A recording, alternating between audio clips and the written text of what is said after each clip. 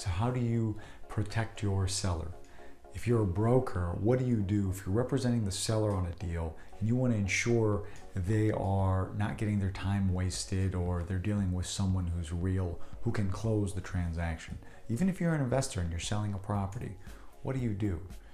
Well, a lot of times I will teach a lot of clients how to buy property, how to protect themselves, how to stretch out the escrow period.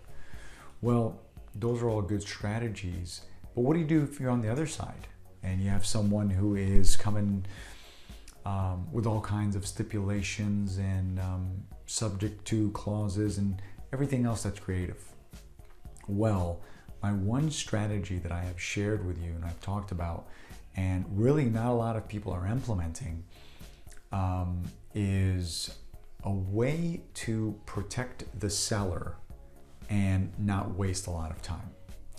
I've mentioned this story about how I was in a transaction and the buyer kept dragging out the deal, all right?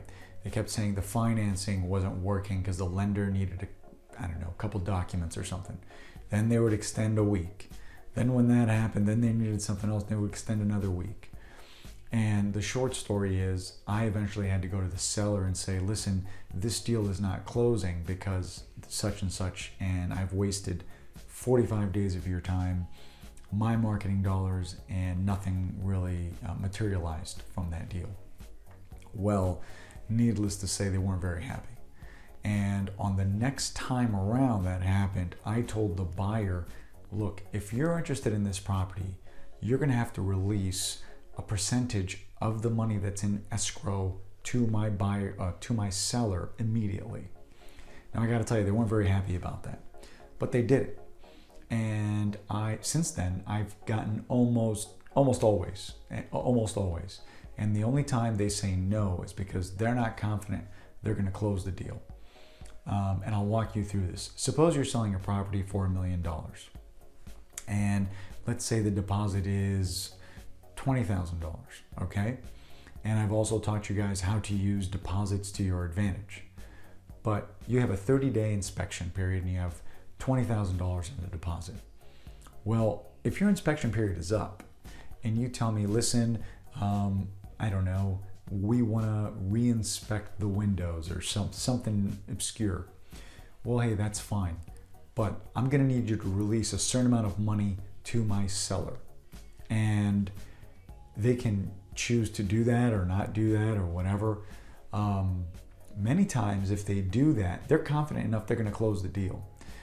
Now the buyers are not going to be very happy about that because every buyer wants to protect every single dollar they have. And the truth is, if you've been dragging out a deal for 30, 60 days, you need to lose some money. It's time that you got to show, hey, I'm serious, but I got a lot more due diligence to do. And that's fine. Take all the due diligence you need. But if you're on the sales side, you need to make sure your seller is protected. And what I'll do is I'll ask for a certain amount of money, get released from escrow immediately, not at closing. See, what happens is when there's a deposit dispute, depending on where you are, in my state, it's very difficult because the buyer and the seller have to sign off to release the money. Now, if the deposit is in the air, the seller feels that he earned it and the buyer feels that they earned it. Sometimes it's not very easy to go down the middle because the buyer thinks, well, I don't want to lose my money. And the seller says, well, I've just wasted my time. It's very difficult to have those two meet in the middle. So what I do is I advise the seller to instruct title company to release some of that deposit. Now that goes off the price. It's not like they're paying a premium. So whatever it is gets reduced off the price. Now that'll put more fire under your buyer to get moving. And if they don't, they don't. Hey, move on to the next one. You know they're not very serious.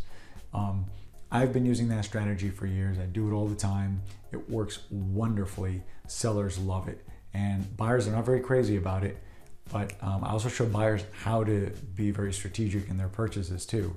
But if you're selling a property, use this. You'll love it. If you're a broker, you have clients, use this. Even if you have a residential property, if you're selling a small house and someone's dragging out, I'm sure you could figure out a creative way to do it. So implement that in your business and I hope it works for you. All right, that's all I got for you. Like this video, subscribe to this channel, comments, questions, leave them. I love answering them. Thank you so much for watching.